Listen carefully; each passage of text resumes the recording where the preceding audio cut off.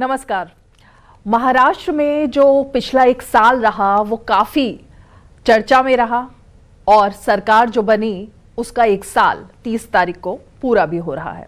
इस एक साल के दौरान विकास की नई गाथा पर भी बात की गई, क्योंकि अब जब डबल इंजन की सरकार है तो केंद्र और राज्य के बीच संबंधों को लेकर भी चर्चा हुई। लेकिन उसके अलावा भी कई ऐसे मुद्दे रहे जिसको लेकर चर्चा जोरों पर रही पूरे देश भर में।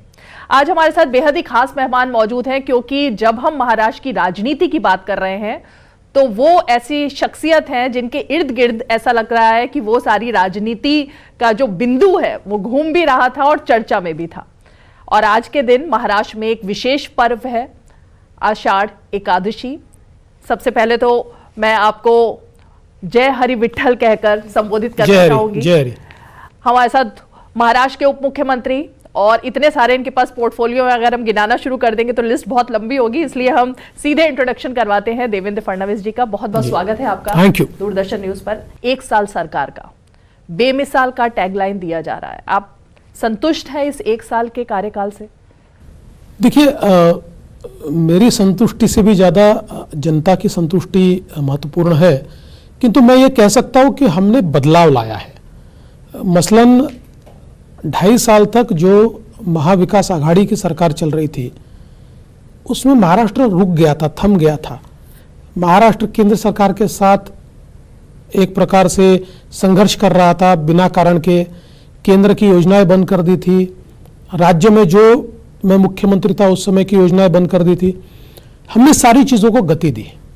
आज अगर इंफ्रास्ट्रक्चर का सेक्टर देखें तो मुंबई का ट्रांस हार्बर लिंक अब हम पूरा करने जा रहे हैं, मुंबई का कोस्टल रोड हम लोग पूरा करने जा रहे हैं, मुंबई की मेट्रो 2 हमने चालू कर दी।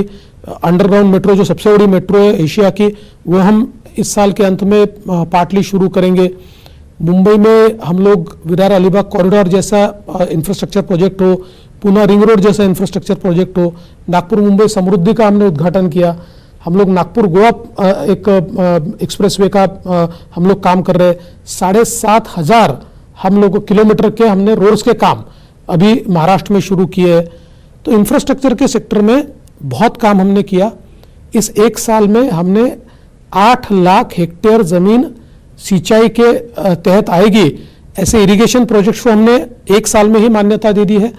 और इसके साथ साथ अगर हेल्थ का सेक्टर है तो हेल्थ के सेक्टर में हमने 10 नए मेडिकल कॉलेजेस को मान्यता दी, 3 का काम शुरू किया। हम लोगों ने हमारे यहाँ पर जो एक हेल्थ कवरेज था लोगों का उसको यूनिवर्सल किया। 12 करोड़ लोगों को महाराष्ट्र के हम लोग 5 लाख तक इलाज मुफ्त कर रहे हैं। तो एक और केंद्र की सरकार उसमें 1 करोड़ लोगों को इलाज मुफ्त दे रही है। केंद्र और राज्य मिलाकर हमने को ब्रांडिंग किया है तो लोगों को मुफ्त इलाज मिलेगा। इसके साथ साथ जो अलग अलग सेक्टर है, इन सेक्टर में चाहे वो मेट्रो रेल का सेक्टर हो, चाहे वो रेलवे का सेक्टर हो, इतने बड़े पैमाने पर इंफ्रास्ट्रक्चर का काम हम लोगों ने शुरू किया है। और साथ साथ किसानों के लिए भी बहुत महत्वपूर्ण निर्णय हम लोगों ने लिए। आदरणीय प्रधानमंत्री जी किसानों को किसान सम्मान योजना में 6,000 रुपये देते हैं। हमने महाराष्ट्र में नमो किसान सम्मान योजना शुरू की और प्रधानमंत्री जी के साथ 6,000 रुपये अब हम भी देंगे, तो 12,000 रुपये किसानों को मिलेगा। हम जो किसानों को, जो किसान हमारी अंत्योदय स्कीम में नहीं है, ऐसे किसानों को भी हम अनाज देते हैं। अब हम उन लोगों को डीबीटी से 9,000 रुपये दे रहे, तो 21,000 रुपये किसानों के घर में सीधा इस मामले में जा रहा है।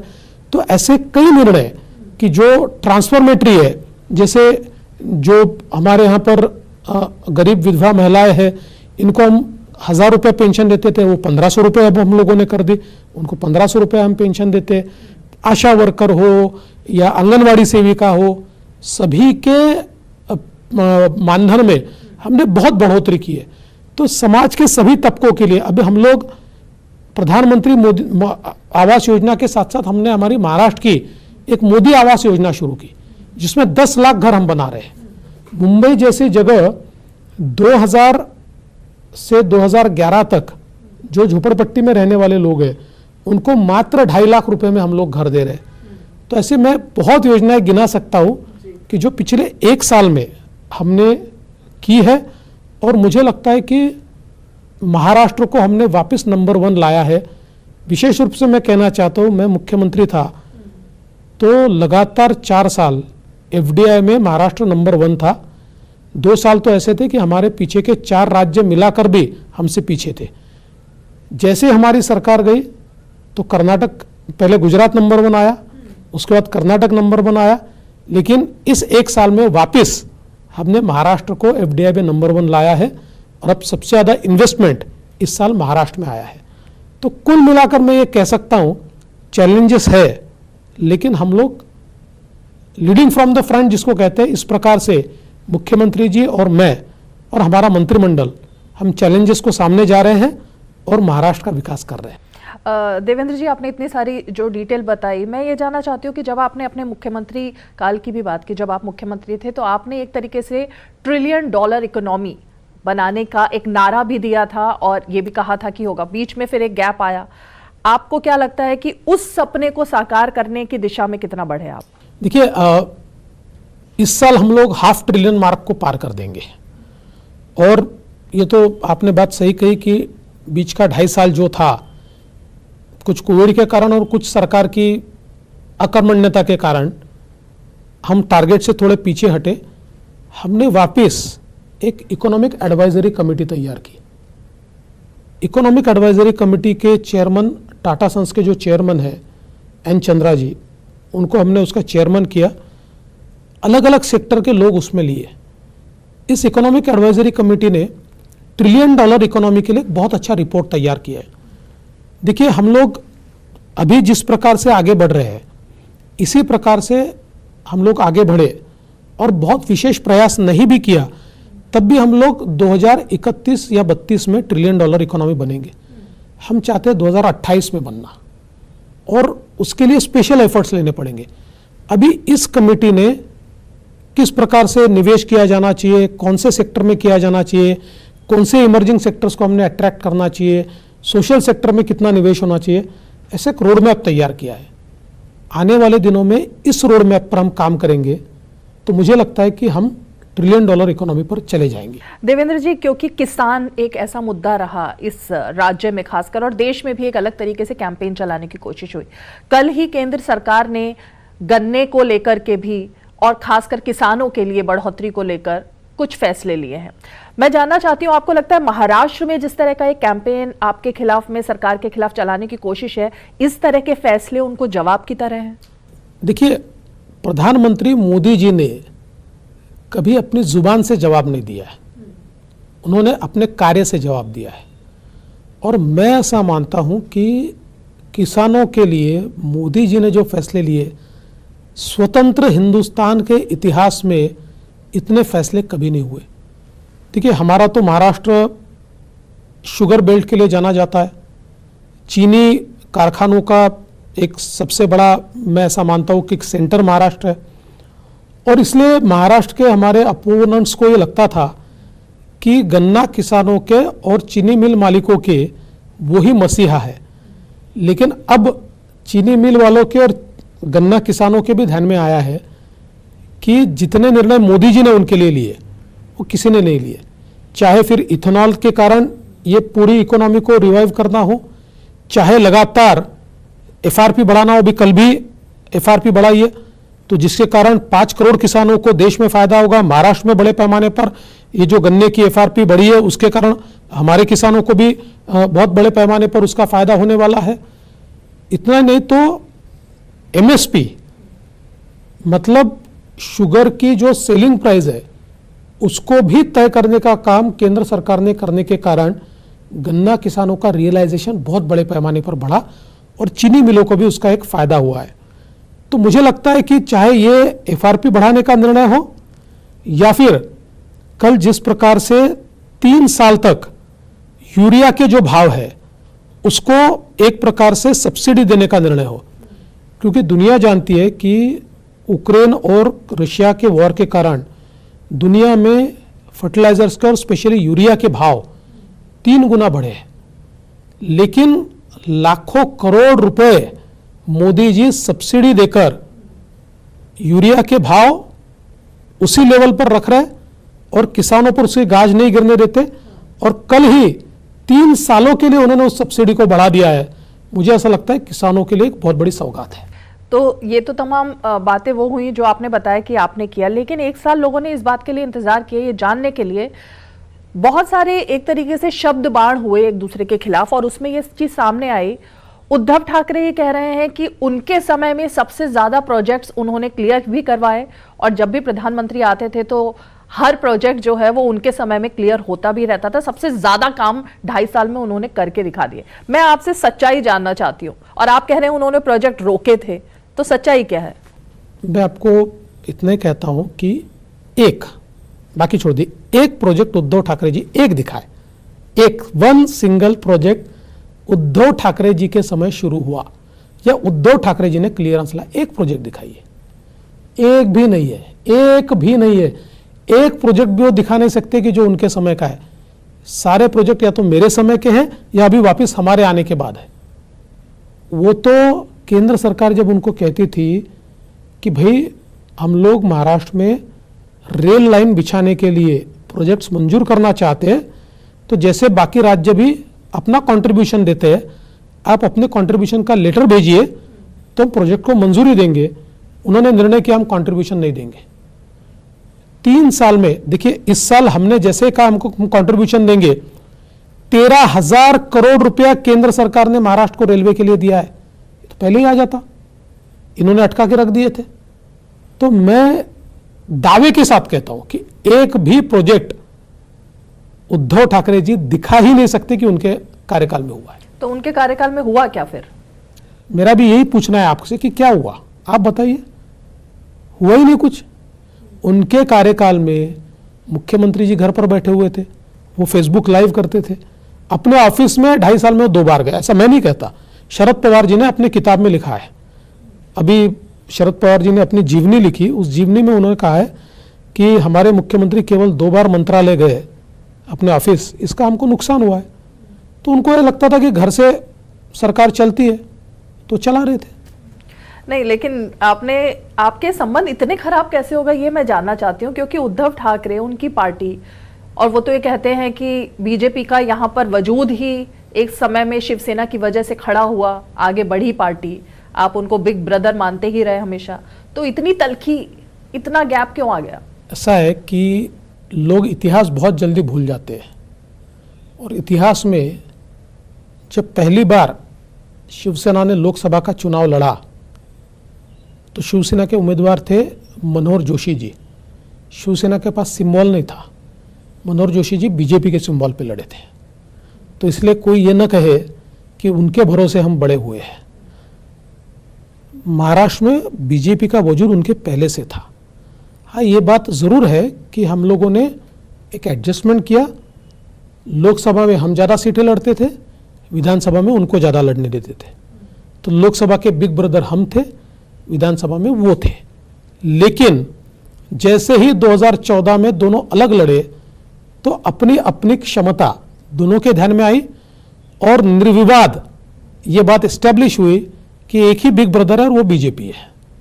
जहाँ तक हमारे संबंधों का सवाल है, उसके लिए तो मैं दोष उद्धव जी को दूंगा, क्योंकि गठबंधन में हम लोग लड़े। मोदी जी ने अनाउंस किया था,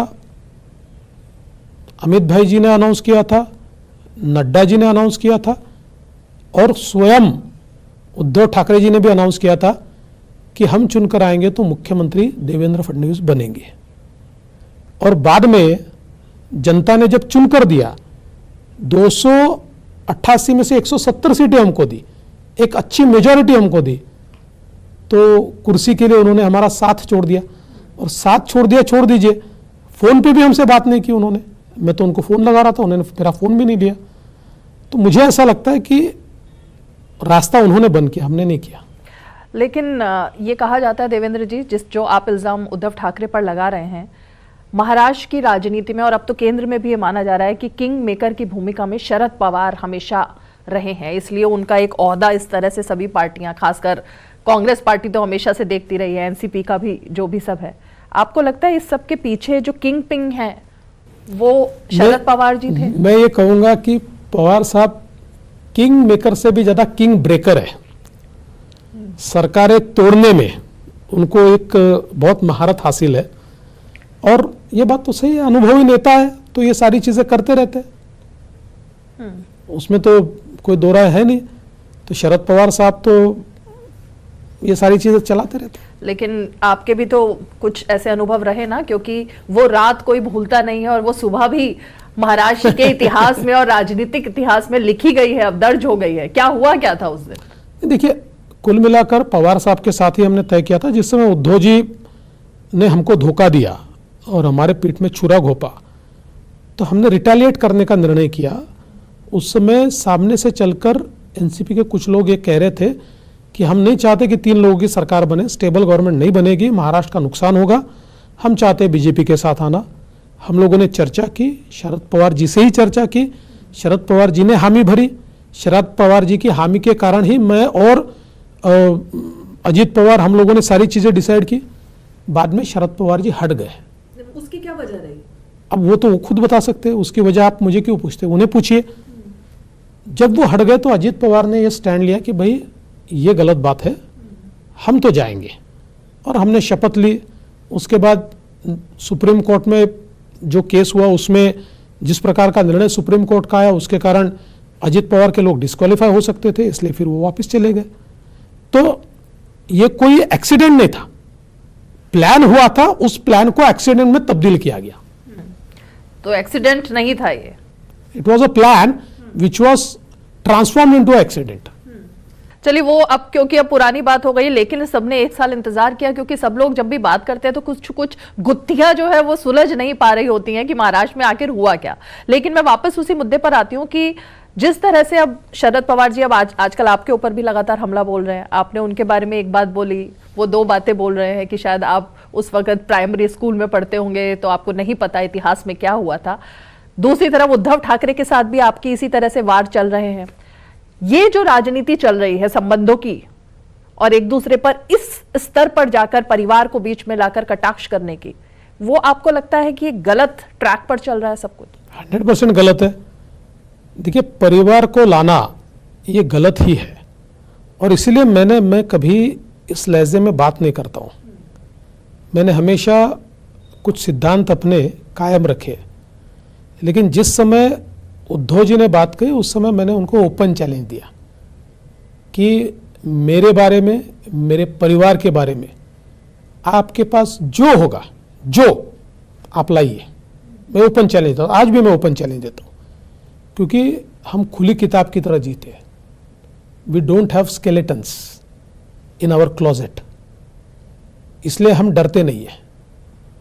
और देखिए, जहाँ तक पवार साहब का सवाल है, तो मैंने जो बात कही उसमें गलत कोई बात ही नहीं थी। मैंने क्या कहा? मैंने कहा कि आप कहते शिंदे जी ने बेईमानी की, तो 1978 में शरद पवार जी वसंतदादा पाटिल के मंत्रिमंडल के मंत्री थे। One fine morning Sharad Pawar ji 40 लोगों को वसंतदादा के मंत्रिमंडल से लेकर बाहर निकले और बीजेपी के साथ ज्वाइन किया और मुख्यमंत्री बने। एकनाथ शिंदे जी उद्धव ठाकरे के मंत्रिमंडल में थे, 50 लोग लेकर बाहर निकले और हमारे साथ सरकार बनाई। जो शरद पवार जी ने 78 में किया था, वही अगर उद्धव ठाकरे जी ने 2022 में किया, तो अगर पवार साहब ने जो कि वो बेईमानी नहीं है, वो एक पॉलिटिकल विजडम है, तो शिंदे जी ने की हुई बात बेईमानी कैसे हो सकती है? That is also political wisdom. उल्टा शिंदे जी तो हमारे साथ चुनकर आए थे। तो वही चीज पवार साहब को एकदम ऐसा लगा, उन्होंने कहा कि, तो उनकी बात तो सही है। 1978 में मैं प्राइमरी स्कूल में ही था, लेकिन मेरे प्राइमरी स्कूल में होने से इतिहास थोड़ी बदलता है, इतिहास तो वैसे ही रहता है। अब हम इतिहास पढ़े, अब शिवाजी महाराज के समय तो हम पैदा ही नहीं हुए थे, लेकिन इतिहास तो वही है। तो ऐसे ही जो आपने किया वो इतिहास तो बदलेगा नहीं।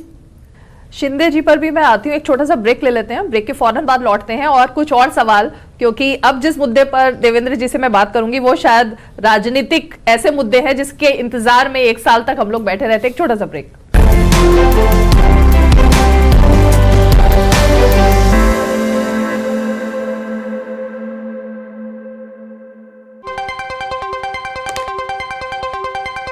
राजनीति की चाल से दुनिया के हाल तक, खेल के मैदान से किसान के खलियान तक, दिन भर की हर छोटी बड़ी खबर को समेटे खबर के हर किरदार को दिखाते हैं हम।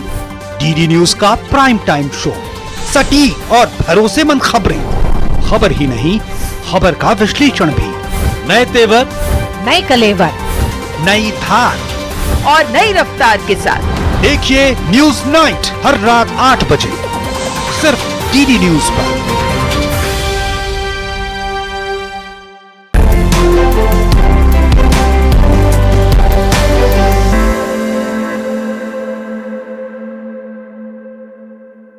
ब्रेक के बाद आपका एक बार फिर से स्वागत है। शिंदे जी को किंग मेकर बनाने में किसकी भूमिका थी? देखिए, किंग मेकर बनाने में भूमिका क्या थी ये तो नहीं मैं कहूँगा, पर मैं इतना जरूर कह सकता हूँ कि उनको मुख्यमंत्री बनाने में मैं कैटलिस्ट था। मैं किंग मेकर नहीं हूँ, मैं कैटलिस्ट हूँ।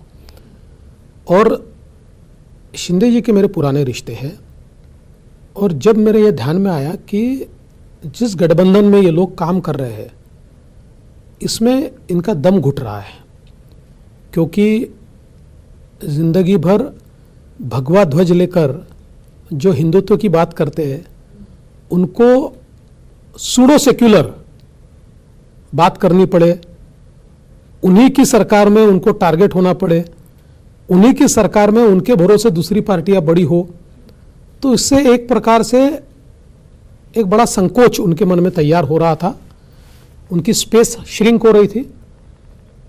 तो इसलिए हमारी बातचीत हुई और उन्होंने कहा कि मैं नहीं रह सकता ऐसे गठबंधन में।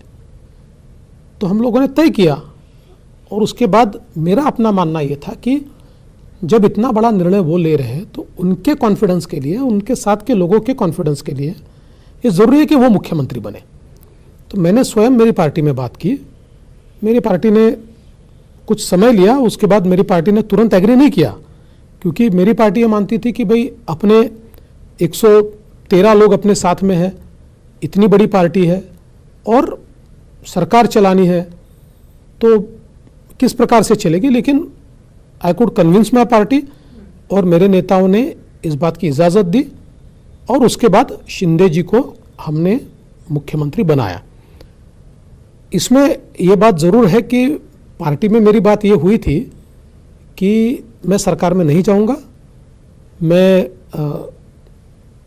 पार्टी को स्टेट में बढ़ाऊंगा और मैं अगले चुनाव की तैयारी करूंगा। किंतु हमारे नेताओं ने मुझे ये कहा कि सरकार चलानी है, आपका एक्सपीरियंस है, अपने लोग बहुत बड़े पैमाने पर है, ऐसे समय आप जैसा एक एक्सपीरियंस आदमी अगर सरकार में नहीं रहेगा तो सरकार चलाना मुश्किल जाएगा और अपने लोगों को भी अकोमोडेट नहीं किया जाएगा। तो हम ये मानते हैं कि आप जाइए। तो उस समय मेरी मानसिकता नहीं थी जाने की, क्योंकि मैं ऐसा मानता था कि लोग ये कहेंगे कि भाई ये व्यक्ति सत्ता के लिए कितना लालयित है कि मुख्यमंत्री रहा और उप मुख्यमंत्री बनने को तैयार होता है। किंतु हमारे नेताओं ने पब्लिकली ये कहा कि हम आदेश दे रहे हैं, और जिस प्रकार से उस बात को हमारे गृह मंत्री जी ने और विशेष रूप से जिस प्रकार से प्रधानमंत्री जी ने उस बात को लोगों के सामने रखा, मैं ऐसा मानता हूं कि मेरे जैसे छोटे कार्यकर्ता का कद उन्होंने बढ़ाया। और शायद जो चीज़ें मुख्यमंत्री बनने के बाद भी मुझे सुनने को नहीं मिलती, वो अच्छी चीज़ें उप मुख्यमंत्री बनने के बाद उनके कारण मुझे लोगों का रिएक्शन भी उसी प्रकार का मिला। तो मुझे ऐसा लगता है कि ये सरकार जो बनी, ये सरकार एक प्रोसेस से बनी, और जिस प्रकार से उनको कुंठित किया गया उसके कारण बनी। तो मैं इसमें कैटलिस्ट था कि जो इस प्रोसेस को एक प्रकार से एक्सपीडाइट कर रहा था। देवेंद्र जी, जब आप मुख्यमंत्री बने थे तो आपको एक तरीके से विकास का पोस्टर बॉय कहा गया, अब तक कहा जाता है। बहुत सारी विकास की योजनाएं अभी जिस पर हमने बात भी की, वो सब लगभग आप ही के दिमाग की उपज थी और आप ही के दिल से निकलकर वो बातें आती थी और सामने आती थी। लेकिन अब जब विज्ञापन देना पड़ता है और लोकप्रियता को लेकर के ये दिखाई दे रहा है, जगह जगह चर्चा में आ रहा है कि कौन ज्यादा लोकप्रिय है, शिंदे जी या आप, तो ये कंपटीशन कहाँ चल रहा है? देखिए, ऐसा कोई कंपटीशन है नहीं। ऐसा है कि हर पार्टी में कम दिमाग के लोग होते हैं, कुछ लोग ऐसे होते हैं जो साइको फंड्स होते हैं। तो मुझे ऐसा लगता है कि ऐसे ही किसी व्यक्ति ने ये हरकत की। पहली बात तो ये है कि इस सरकार के नेता शिंदे जी है, मुख्यमंत्री ही नेता होता है। अगर वो पॉपुलर है तो हमारी सरकार पॉपुलर है, तो इसमें मुझे दुख आने लगने का कोई सवाल नहीं है। एडवर्टीजमेंट जिस प्रकार से दी गई मूर्खता थी। शिंदे जी ने खुद कहा, उन्होंने मुझे फ़ोन किया, उन्होंने कहा यार मेरे यहाँ के लोगों ने गलती की है, ये मैं नहीं मानता हूँ, ये ठीक नहीं है। तो मेरे लिए तो उसी समय वो विषय समाप्त हो गया। हमारी पार्टी में थोड़ा आम कार्यकर्ताओं को तो गुस्सा आता ही है, थोड़ा गुस्सा था, लेकिन मेरे हिसाब से वो सारी चीज़ें खत्म हो गई है। तो उनको ये कहना पड़ा कि ये तो जय वीरू की जोड़ी है, इसमें जय कौन है और वीरू कौन है? नहीं, वो तो छोड़ दीजिए। जय वीरू में कोई भेद थोड़ी होता है, कोई भेद नहीं है हमें। तो दोनों के बीच में अच्छे संबंध, एकदम अच्छे संबंध है, बिल्कुल मिलकर ठीक। काम कर रहे हैं, मिलकर ही करेंगे। दूसरा मुद्दा जिस पर मैं आना चाहूंगी, कल ही हमने देखा कि जो सेतु है उसका नाम वीर सावरकर सेतु अब रख दिया गया। वीर सावरकर को लेकर एक अलग तरीके की महाराष्ट्र में फीलिंग्स है, जज्बात हैं यहाँ पर। राहुल गांधी जब यहाँ आते हैं तो वो वीर सावरकर के बारे में उनको माफी वीर कह देते हैं, और शिवसेना उद्धव गुट अभी भी उनके साथ है। आपको लगता है कि यही वो वजह रही जो विचारधारा की लड़ाई एक आपके और शिवसेना उद्धव गुट के बीच में थी, वो सामने आई थी? जी बिल्कुल। देखिए, पहली बात तो है कि राहुल गांधी न इतिहास जानते हैं, न इतिहास से उनका कोई पाला पड़ा है। मैं तो राहुल गांधी जी को इतनी सलाह दूंगा कि जिस अंडमान की काल कोठरी में 12 साल सावरकर जी ने निकाले, एक रात वहाँ रहकर दिखा दे, एक रात। और जिस प्रकार से वो जिए वहाँ, जिस प्रकार का संघर्ष हुआ, ऐसा संघर्ष वो कभी अपने सपने में भी नहीं सोच सकते। इसलिए राहुल गांधी जैसे सोने का चम्मच मुंह में लेकर पैदा हुए युवराज, ये कभी इस संघर्ष को समझ नहीं सकते। इसलिए यहाँ आकर इस प्रकार की बातें वो जो करते हैं, मुझे ऐसा लगता है कि उनको इन चीज़ों की कोई गंभीरता भी नहीं है, कोई समझ भी नहीं है। मुझे आश्चर्य इस बात का लगता है कि इसी प्रकार की बात कांग्रेस के एक नेता ने जब की थी तो बाला साहब ठाकरे जी ने स्वयं अपने हाथ से जूता उसके पोस्टर को मारा था। सावरकर जी पर जब इसी प्रकार का तंज कसा गया था, मणिशंकर अय्यर को। और अब उनके बेटे जिस दिन राहुल गांधी यहाँ आकर सावरकर जी को गाली देते हैं, उसी दिन शाम को आदित्य ठाकरे उनके रैली में सम्मिलित होते हैं, उनके गले से गले मिलते हैं, और फिर बाहर आकर 2 दिन बाद स्टेटमेंट उद्धव जी देते हैं कि नहीं हम सावरकर का अपमान नहीं सहन करेंगे। अरे नहीं सहन करेंगे, रोज हो ही रहा है, आपके चलते से हो रहा है, रोज आपके सामने वो बोले जा रहे हैं। तो देखिए, अभी इनके लिए हिंदुत्व जो है ये केवल भाषणों में बोलने के लिए बचा है, क्योंकि अब तो शिवसेना की हालत ऐसी हो गई है कि ये भी अपीजमेंट की पॉलिटिक्स में लग गई है। अभी देखिए, मुस्लिम पर्सनल लॉ बोर्ड के लोग, ये जिस समय मोदी जी ने चर्चा शुरू की समान नागरिक कानून की, कॉमन सिविल कोड की, अखिलेश जी को पहले मिलने नहीं गए, लालू जी के बेटे को मिलने नहीं गए, वो सबसे पहले मिलने आए उद्धव ठाकरे जी को।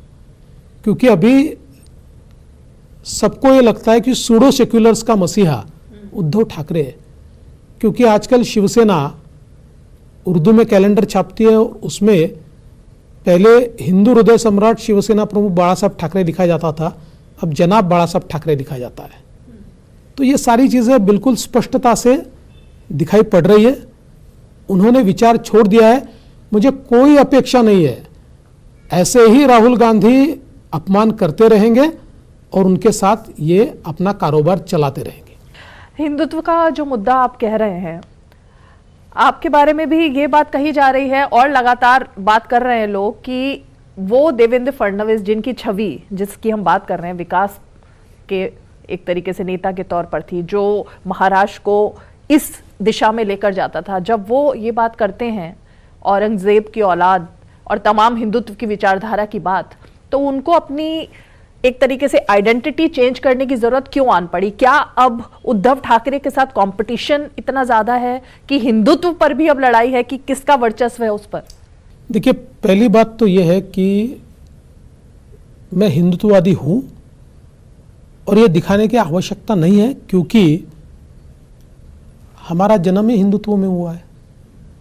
ऐसा है कि चाहे वो राम जन्मभूमि का आंदोलन हो, चाहे कश्मीर का आंदोलन हो, सारी जगह पर हम लोग उपस्थित रहे हैं, सारे आंदोलनों में हम उपस्थित रहे हैं, और हिंदुत्व हमारे लिए राजनीति की जगह नहीं है।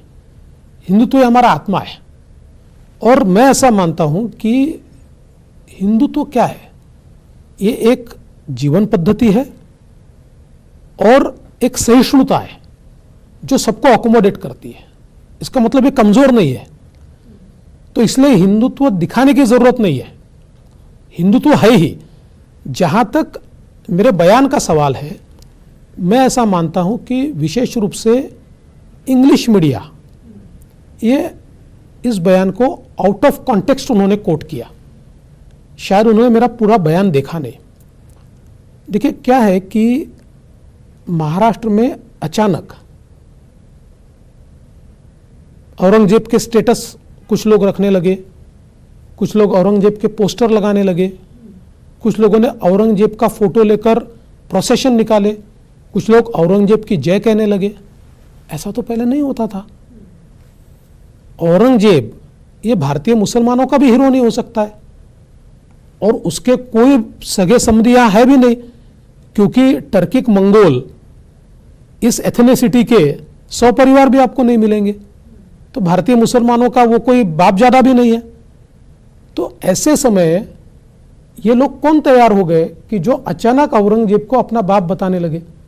इसलिए मैंने कहा कि औरंगजेब की औलादे अचानक कहां से पैदा हो गई, क्या है इसके पीछे स्टोरी? हाँ, तो मैंने और आगे मैंने कहा इसके पीछे कोई ना कोई साजिश है महाराष्ट्र को डिस्टेबलाइज करने की, यहाँ की कम्युनल हार्मनी को खराब करने की। तो ये मेरा पूरा स्टेटमेंट था।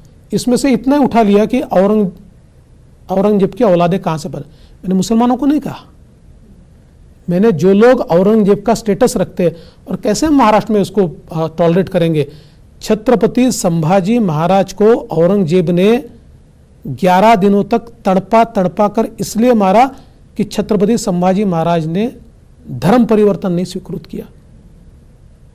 देश भर में हजारों मंदिर औरंगजेब ने तोड़े, लाखों हिंदुओं को औरंगजेब ने कत्ल किया। तो ऐसे औरंगजेब का स्टेटस या उसका फोटो के साथ प्रोसेशन निकलेगा? मजाल है किसी की कि जर्मनी में जाकर हिटलर के नाम का एक प्रोसेशन निकाल दे? नहीं निकल सकता। हिटलर तो उनके वंश का था, ये तो हमारे वंश का भी नहीं है, ये हमारे देश का भी नहीं है। तो इसलिए मुझे यह लगता है कि इसके पीछे एक डिजाइन है। मेरा अपना मानना है, या मेरे पास जो जानकारियां है, इसमें एक्स-सिमी यानी पीएफआई, एक्स पीएफआई और अर्बन नक्सल, इन्होंने एक डिजाइन तैयार किया है।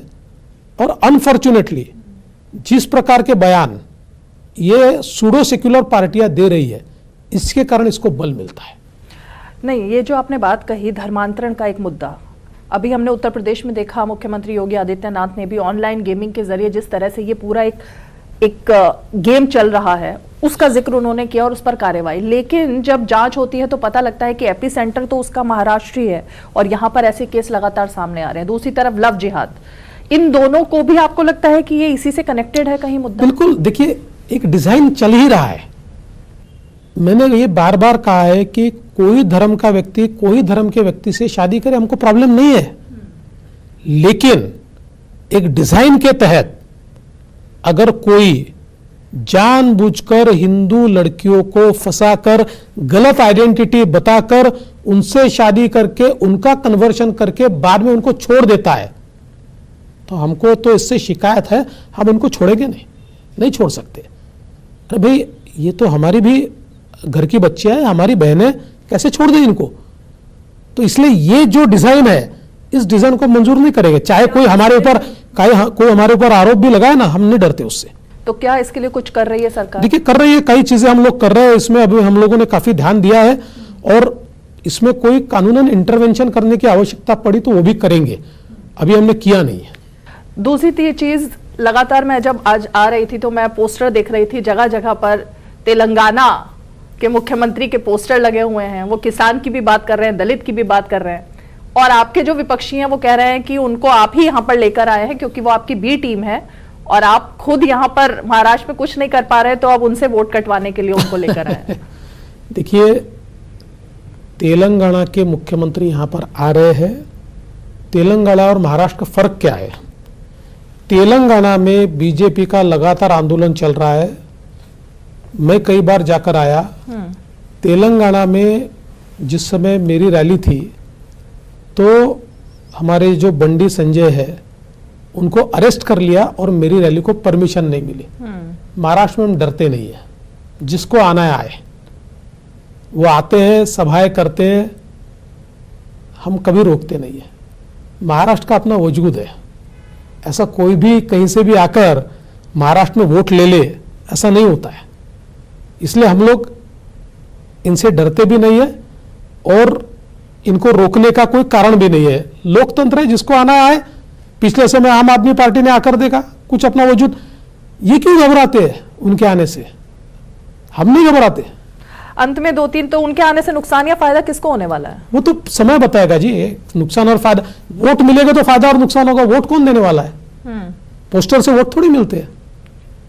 अंत में मैं 2-3 छोटी छोटी चीजें, एक, पिछले 1 साल की जो हम बात कर रहे हैं, घोटालों पर घोटाले और भ्रष्टाचार के इतने सारे केस, ईडी, सीबीआई, सबसे ज्यादा जो दिखा वो यहां पर एक एक करके ऐसा लग रहा है कि भ्रष्टाचार अब मुख्य मुद्दा हो गया है देश की राजनीति में, और उसमें महाराष्ट्र की भी एक अहम भूमिका रही।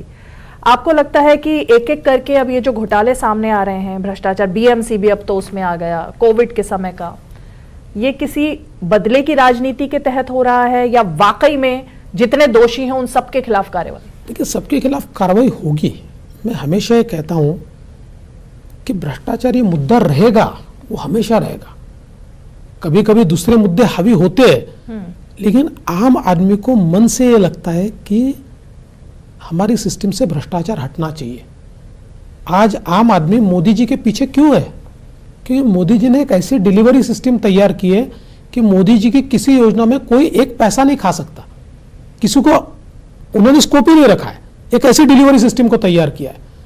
तो आम आदमी के लिए ये बात तो महत्वपूर्ण होती है। अब देखिए ये जो घोटाले कोविड के समय हुए हैं, आप जम्बो कोविड सेंटर में घोटाले करते हो, लोगों की जान से खेलते हो।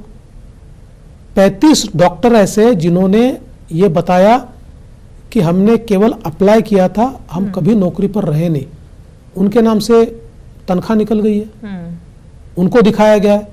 इसका मतलब कोविड सेंटर में कौन था, कौन पेशेंट को देख रहा था? तो लोगों की जान से आप खेले हो। बॉडी बैग में घोटाला करते हो, आपको तो कफन चोर बोलना पड़ेगा। बॉडी बैग का घोटाला, ऐसे इतने घोटाले, इतने। कैग ने कोविड का ऑडिट ही किया नहीं है, नॉन कोविड के ऑडिट में 12,000 करोड़ के घोटाले निकले। अब कोविड के ऑडिट में कितने निकलेंगे पता नहीं है। तो ये घोटाले के ऊपर कार्रवाई तो करनी पड़ेगी, जनता का पैसा है, हम करेंगे। जब आपके साथ में थे उद्धव ठाकरे, तब कुछ ऐसे भ्रष्टाचार की चीजें आती थी उनकी तरफ से सामने, या ये अचानक 2.5 साल के अंदर? देखिए क्या है कि कॉरपोरेशन में तो पिछले 2017 से हमने उनका साथ छोड़ दिया था। हमने कहा आप चलाइए कॉरपोरेशन, हम आपके इन गोरख धंधों में हम आपका साथ नहीं देंगे। ठीक है, हम स्टेट में साथ में है, लेकिन कॉरपोरेशन में हमारी भूमिका जो है, भले हम अपोजिशन में नहीं बैठेंगे लेकिन विसल ब्लोअर के रूप में बैठेंगे। और आप देखिए 2017 से लेकर 2022 तक, जब तक कॉरपोरेशन थी, तब तक हमने वहां विसल ब्लोइंग का काम किया है। भले ही वो हमारे साथ थे, फिर भी हम विसल ब्लोअर का काम कर रहे थे।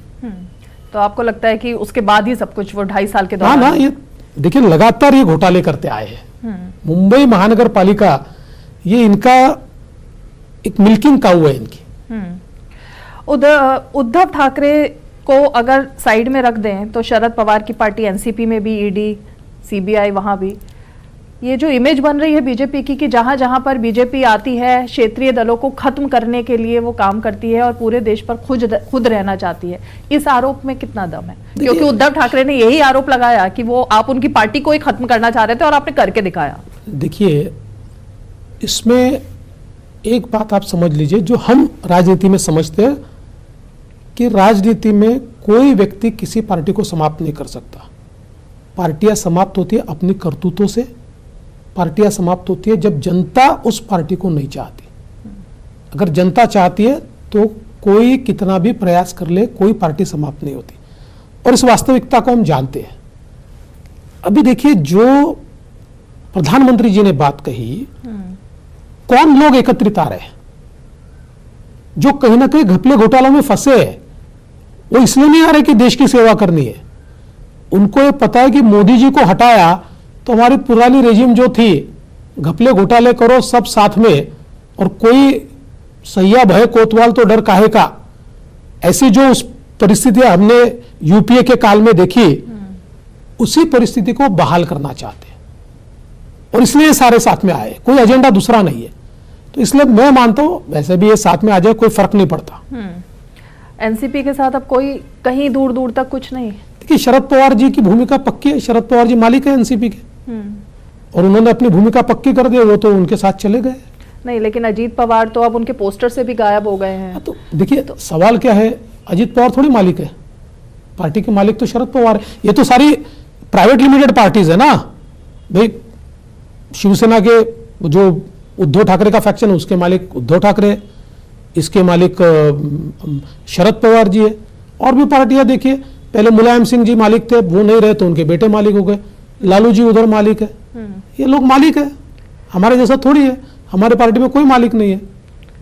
लेकिन देवेंद्र जी, ये तो कहा ही जाता है कि राजनीति में ना कोई परमानेंट दोस्त होता है ना परमानेंट दुश्मन होता है, तो फिर क्या हम ये माने कि भविष्य में कभी अब उद्धव ठाकरे, आदित्य ठाकरे या फिर शरद पवार, इन सबके साथ कोई तालमेल नहीं? देखिए, मैं बहुत प्रैक्टिकल बात कहता हूं आपको, ये मेरे अनुभव से मैं कहता हूं कि राजनीति में कोई चीज परमानेंट नहीं होती, परिस्थितियां चीजों को डिफाइन करती है। लेकिन मैं जितनी राजनीति समझता हूं, मुझे नहीं लगता है कि उद्धव ठाकरे जी के साथ हम जाएंगे या शरद पवार जी हमारे साथ आएंगे। ये बिल्कुल चीजें स्पष्ट होती है। और साधारणतः हमारा ये मानना होता है, जो हमारे तत्व है उनमें, हमने तो 22 पार्टियों के साथ सरकार चलाई है, एक बार अटल जी ने तो 22 पार्टियों के साथ सरकार चले, तो कोई अछूत नहीं है हमारे लिए। लेकिन हम कांग्रेस के साथ नहीं जा सकते, हम एमआईएम जैसी पार्टियां, हम मुस्लिम लीग जैसी पार्टियां, इनके साथ नहीं जा सकते, सूडो सेक्युलर लोगों के साथ हम नहीं जा सकते, अपीजमेंट करने वालों के साथ हम नहीं जा सकते। नहीं, क्योंकि आप दोनों की विचारधारा अभी भी लगभग सेम है, आपकी और शिवसेना उद्धव गुट की। उद्धव गुट के पास कौन सी विचारधारा है बताइए? वो तो कहते हैं हम हिंदुत्व पर लौट कर आ गए हैं। नहीं, तो ऐसी कौन सी चीज की उन्होंने? एक उदाहरण कि भाई वो हिंदुत्व पर आए हैं, एक उदाहरण बताइए। भाषण करने के सिवाय उनकी ऐसी कृति बताइए, एक कृति। तो जो उन्होंने धोखा दिया वो एक टीज है मन में आपके? दुख है, बिल्कुल है। उसी की वजह से? नहीं, वो तो छोड़ दीजिए, मेरे दुख से थोड़ी पार्टी चलती है जी। पार्टी तो यथार्थ से चलती है, वास्तविकता से चलती है। मेरा दुख तो मैं 2 मिनट में बाजू रख दूं। लेकिन सवाल ये उठता है कि पार्टी का आम कार्यकर्ता ये मानता है कि इनके साथ हम नहीं जा सकते। अंत में मैं सिर्फ ये जानना चाहूंगी, 24 के लिए आप लोगों को बहुत कम समय दिया है, एक तरीके से चुनौती के तौर पर है, विधानसभा का चुनाव और लोकसभा में खुद को परफॉर्म करके दिखाना। कितनी बड़ी चुनौती लग रही है और कहां पर उम्मीद टिकी हुई है? देखिए, हर चुनाव एक चुनौती होती है, हर चुनाव एक युद्ध जैसा होता है। लेकिन युद्ध जो लड़ा जाता है ना, ये हौसले से लड़ा जाता है, और जो सेना नायक होते हैं उनके भरोसे लड़ा जाता है। तो बीजेपी में हौसला भी बहुत है, और हमारे नायक ये महानायक है प्रधानमंत्री मोदी जी, और भारत की जनता का उनके ऊपर प्रेम है।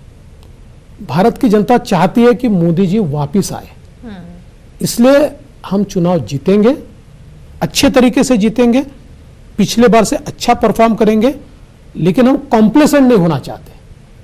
हम ये नहीं कहते कि सिर्फ मोदी जी का नाम है इसलिए हमको वोट दे दीजिए। हम उतनी मेहनत भी करेंगे, हम लोगों में अपना वजूद भी करेंगे तैयार। तो देवेंद्र जी, जैसे कहा जा रहा है कि पूरे देश में अगर कोई एक बॉस है तो वो नरेंद्र मोदी है, तो क्या ये मैं मानूं कि जो स्टेटमेंट आ रहा है वो सुपर सीएम की तरफ से आ रहा है? मैं सुपर सीएम नहीं हूँ, बिल्कुल भी नहीं हूँ। मेरे स्टेट में एक ही सीएम है, वो एकनाथ शिंदे जी है। उनके मंत्रिमंडल का एक मंत्री जिसको डिप्यूटी सीएम का पद दिया गया है वो मैं हूँ। बॉस एक ही है। अरे मैं नहीं कह रहा हूँ, ऑस्ट्रेलिया के प्रधानमंत्री भी कहते हैं कि there is only one boss. जी, बहुत बहुत शुक्रिया देवेंद्र जी इस बेबाक और खास बातचीत के लिए दूरदर्शन के साथ। Thank you. नमस्कार।